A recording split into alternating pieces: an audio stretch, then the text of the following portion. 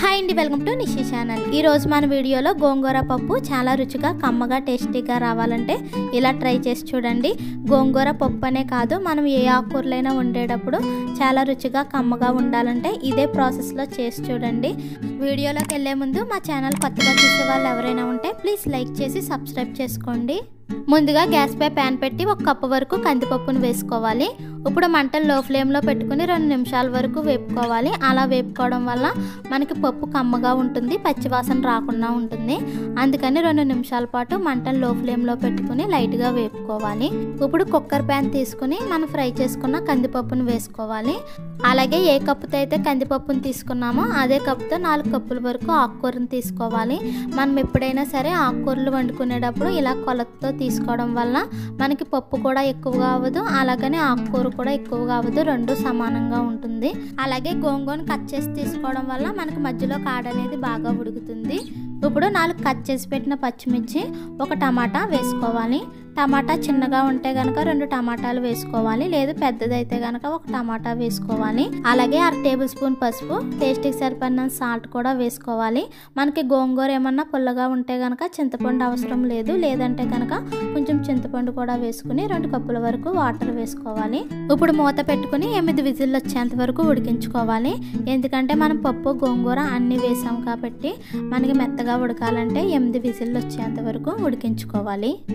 ఈ పప్పు ఉడికిన తర్వాత మెత్తగా స్మాష్ చేసుకోవాలి. మనకి ఎంత మెత్తగా అవుతే అంత మెత్తగా స్మాష్ చేసుకోవాలి. అలాగే పప్పు ఏమన్నా గట్టిగా ఉంటే కనుక కొన్ని వాటర్ వేసుకొని కొంచెం పలుచగా చేసుకోవాలి.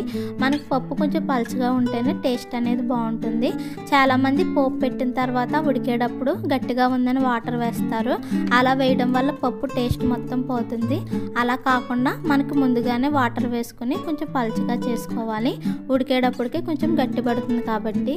అలాగే కొంచెం టేస్ట్ చూసుకుని ఉప్పు కానీ కారం కానీ పులుపు కానీ సరిపోతే కనుక మరి కొంచెం వేసుకుని మిక్స్ చేసుకోవాలి. ఇప్పుడు గ్యాస్ పై ప్యాన్ పెట్టి 2 టేబుల్ స్పూన్ ఆయిల్ వేయాలి. ఆయిల్ హీట్ ఎక్కిన తర్వాత 5 లేదా 6 వెల్లుల్లి రేకల్ని దంచుకుని వేసుకోవాలి. అలాగే 1 టేబుల్ స్పూన్ ఆవాలు, 1 టేబుల్ స్పూన్ జీలకర్ర, 4 కట్ చేసి పెట్టిన ఎండుమిర్చి, కొంచెం కరివేపాకు వేసుకుని ఫ్రై చేసుకోవాలి.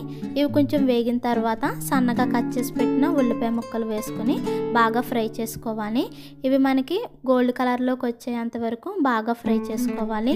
ఉల్లిపాయ అనేది మనకి బాగా ఫ్రై అవుతేనే టేస్ట్ అనేది బాగుంటుంది. అందుకని ఉల్లిపాయ బాగా ఫ్రై చేసుకోవాలి. ఇది బాగా ఫ్రై అయిన తర్వాత మనం ముందుగా ఉడికించుకున్న పప్పు గోంగూర వేసుకుని మంటను లో ఫ్లేమ్లో పెట్టుకుని 5 నిమిషాల వరకు ఉడికించుకోవాలి. అలా ఉడికించుకోవడం వల్ల మనకి టేస్ట్ అనేది బాగుంటుంది.